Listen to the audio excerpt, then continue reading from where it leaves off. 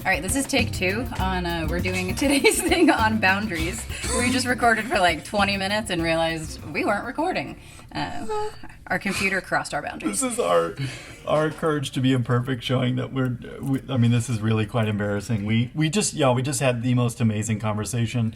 Whatever you're about to see, the conversation we just had was easily 700% better. I don't even know how well this is going to go, but minimum, it was 700% better. We're way smarter than we actually looked. We're just so much. Yeah. Anyways, okay, so we're talking about boundaries today. So what it all comes down to is, I think is how I started, was it comes down to mutual respect. Okay. And this is a definition that we borrow. I won't say steal, but we borrow from Frank Walton. I can't make you, and you can't make me. Yeah, and so the idea that I think we mentioned maybe even in a prior video that maybe that can sound like a little defensive, like, well, you can't make me or something like that. And it's more of this, it's just an observation of, hey, we really can't control each other's behavior. I mean, you're going to do what you're going to do, and I'm going to do what I'm going to do. And so rather than me trying to control you and you trying to control me, let's do something else. Let's find another way to relate with one another that's going to work a little bit better. And so how this relates to boundaries in part, I'll at least get us started here, and then we can keep moving. But we seem to run into this thing with our clients. We're both mental health professionals. With our clients, that people will say, they won't respect my boundaries. Or you crossed my boundaries. Or you crossed my boundaries. And the minute that I hear that, I could imagine a scenario in which this wouldn't be true, but the vast majority of the time when I hear that, what I'm thinking is, they didn't actually set a boundary. What they did is that they made a demand. Yeah. So an example of this would be, right, that I think that it's a boundary when by the way, not to my mother. My mother is she's not a drinker. My mother does not call me drunk. Okay, this is a hypothetical situation. But if I say, Mom, you can't call me when you're drunk. You can't call me when you're drunk. What I've done, right, is I say, oh yeah, and that's my boundary. That is not a boundary. That is a demand that I'm making of my mother and my hypothetical mother. And you know what? Maybe it's a reasonable demand. Maybe I'm not even saying that demands are bad and boundaries are good and demands are bad. That's not what I'm saying. But I am saying this. What's hard about that is that I really have no control over whether my mother follows through on that. Nope. Right? Like, let's say particularly, maybe she even intends to follow through on that. And she says, you know what, Calvin, fair enough. But then whenever she has a one too many or a few too many, she's not thinking straight. And so now up she calls. And I say, I run to my therapist and I say, my mother won't respect my boundaries. No, your mother won't comply with your demands, Calvin. Now, here's what a boundary would sound like. Mom, it's very unpleasant for me when you call me when you've had too much to drink. I want you to know that in the future, if you call me when you've had too much to drink, I will hang up the phone. And I will do it unceremoniously as well. And that's a great point that I think we talked about in the first draft, which is it's really helpful. But way better also. Yeah, also way better. We sounded real smart. If possible, to make a mutual agreement beforehand, to like let people know what the preferences are, because that's how you have a strong boundary. It's like, this is how I prefer to be treated. Mm-hmm. If I don't get treated this way, then this is what my response or my action is going to be, and then you follow through. Like, if you yell at me, because like I can't, literally they can yell at me. I have no, unless I do something illegal, like tape your mouth shut and hit you in the head. Like, you can yell at me. If you yell at me, I will ask you to stop. If you don't, I will leave the room and we can try this again later when we're both calm. Because out of mutual respect, I want us to speak to each other with kindness and respect. Can we talk a little bit about how this was in The Courage to be Disliked. He talked about, the philosopher, he talked about it as like the separation of tasks. That's what he called a boundary. Like, what are the needs of the relationship? And I can't remember exactly what, it was beautiful. I should have looked it up. But it was about like,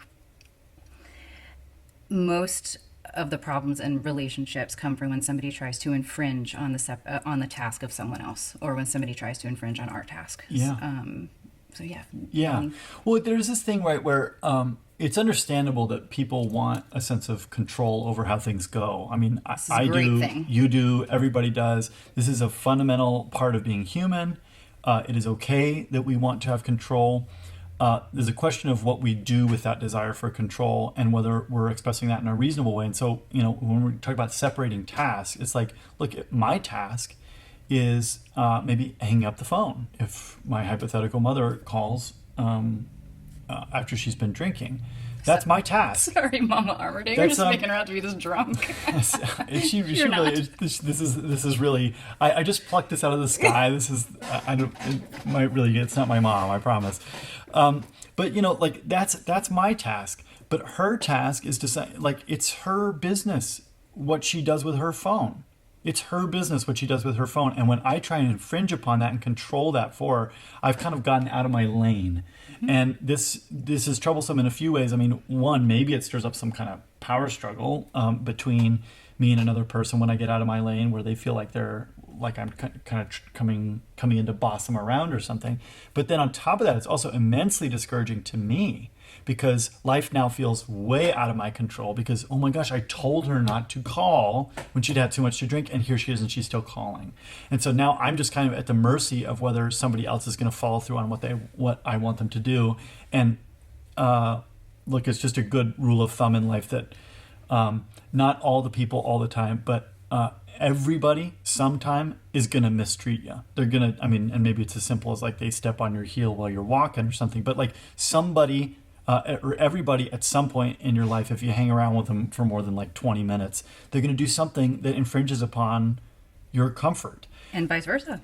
And so now, like, life becomes this very, very discouraging, overwhelming experience, because you're just kind of crossing your fingers saying like, ooh, I hope they behave the way that I want them to behave. And then they don't. And you say, oh my gosh, I guess I'm just at the mercy of this. Well, all the while, there's this power that's in us to manage our own task. So I'm wondering, can we talk a little bit about flexibility and rigidity with boundaries? Because this is the other way in which I see boundaries being used, is they're... You said it really well in the first draft. I'm trying to think what you said. You said it very so succinctly. Great. It was so great. It was so good. But you take a stab at it now. You're going to do just fine. No. What, you want me to do it? Yeah. Okay. And, just cut this part out. No, we'll leave it in. It's going to be fine. No. There tend to be kind of two extremes with how we try to negotiate our relationships with other people.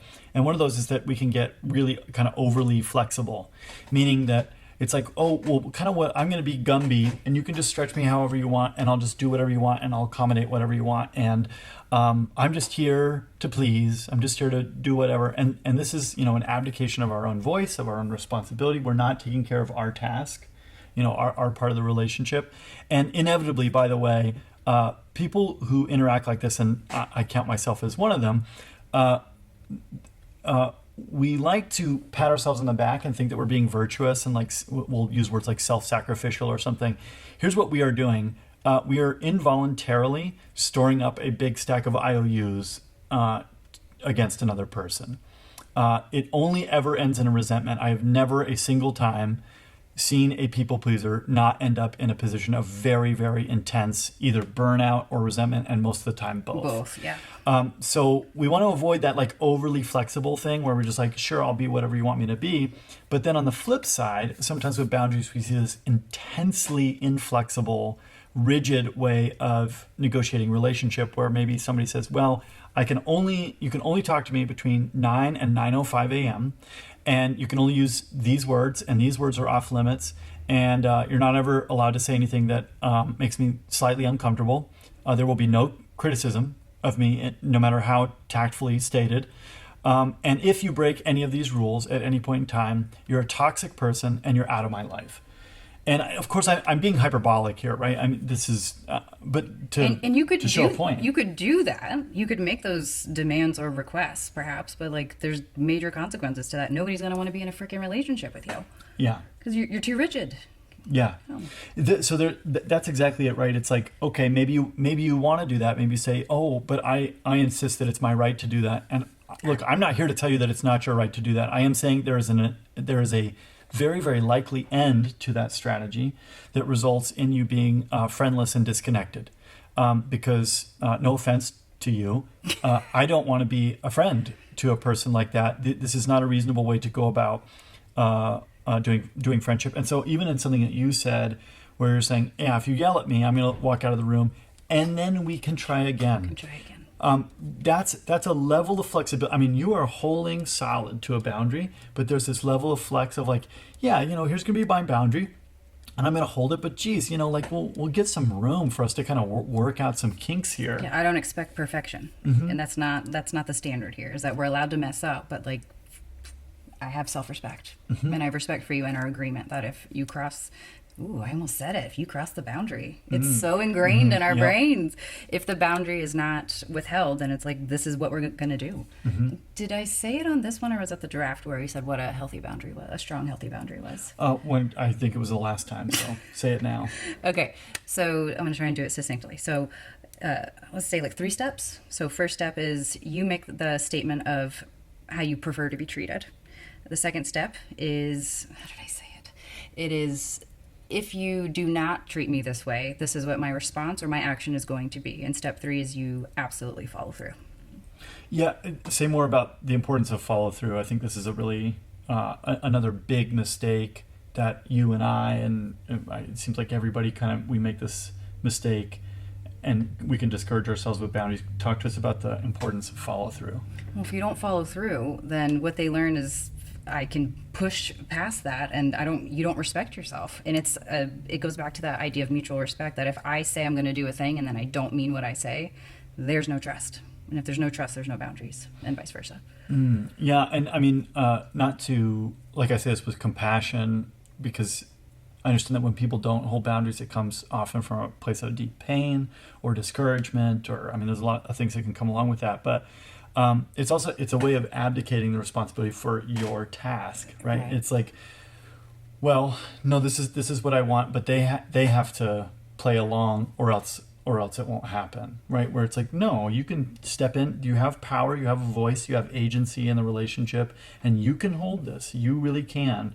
I don't know if we need to talk a little bit about how folks, I know that it's pretty common for folks to feel bad or guilty about setting and keeping a boundary. Yes. I don't know if you could speak to that a little bit. Yeah, I mean, it sounds pretty pejorative, if somebody wants to set a boundary with us, but really what people are saying is, I actually want to be in a relationship with you, and here's how I can be in a relationship with you. It's actually quite respectful, even though, I mean, let's be honest, like, if my best friend, Kristen, if she were to say, like, here's my boundary, please respect it, it is gonna hurt my ego a little bit, but of course I'm gonna respect that because I want to be in a relationship with her.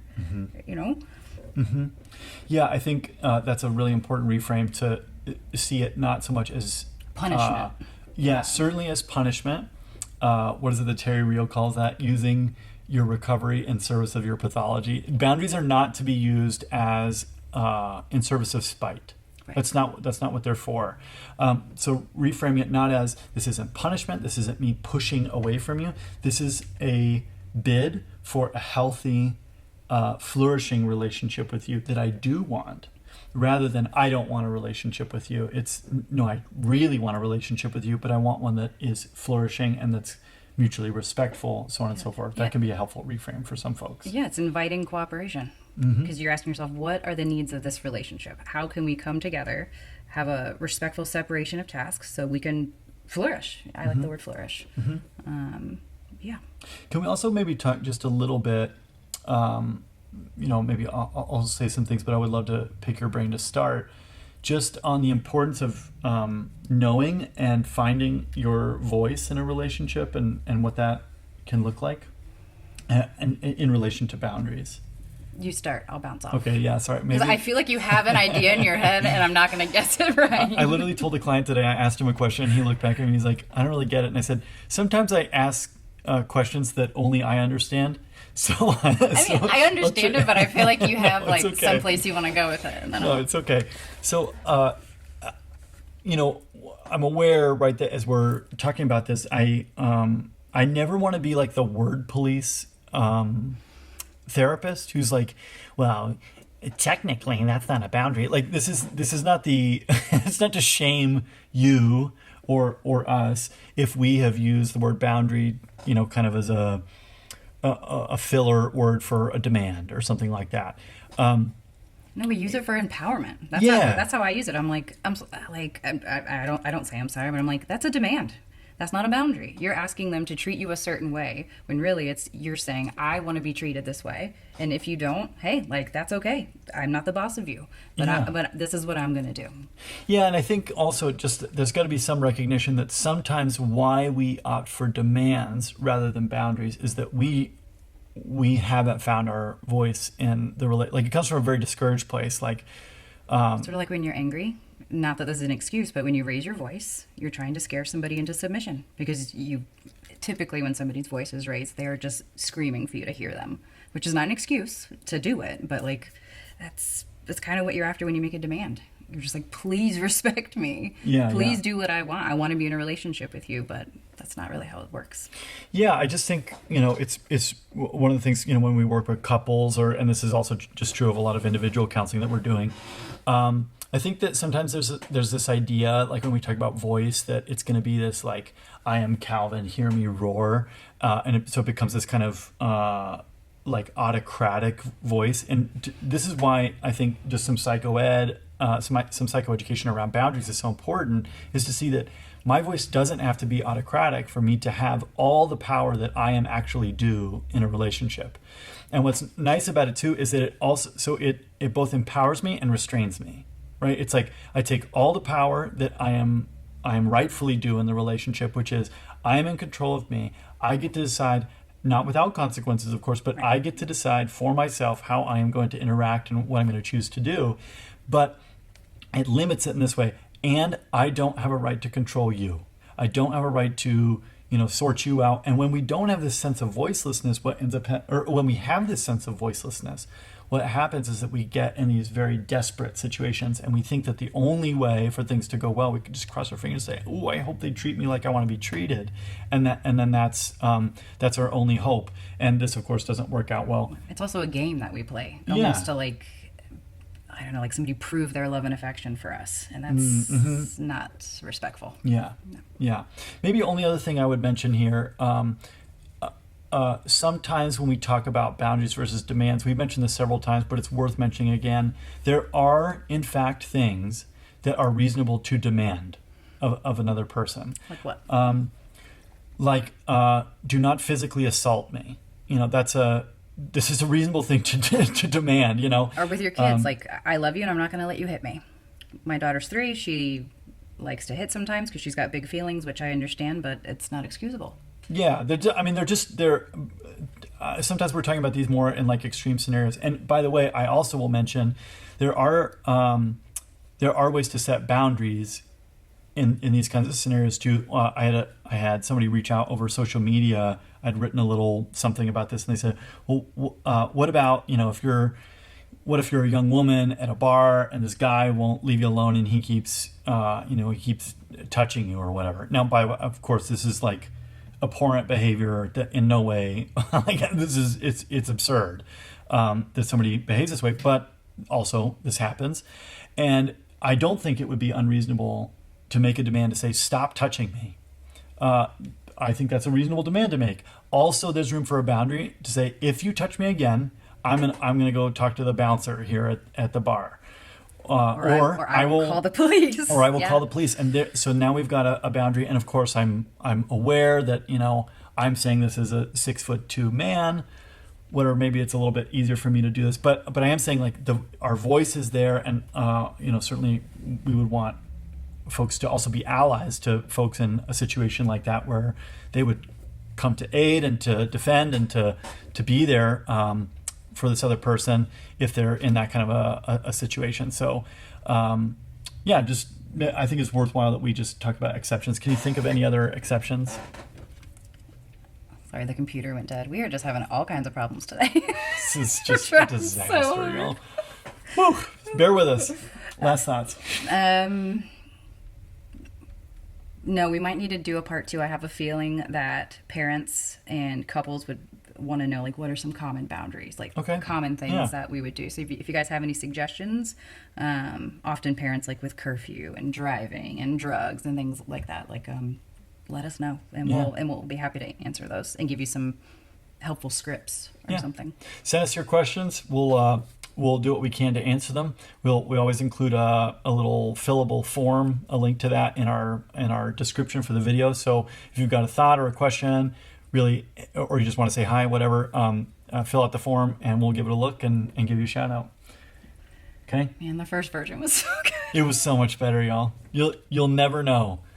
This is the Star Wars holiday special of Picayune Conversation. You'll just never see it. It's a bummer. So we'll see you next time. Bye now.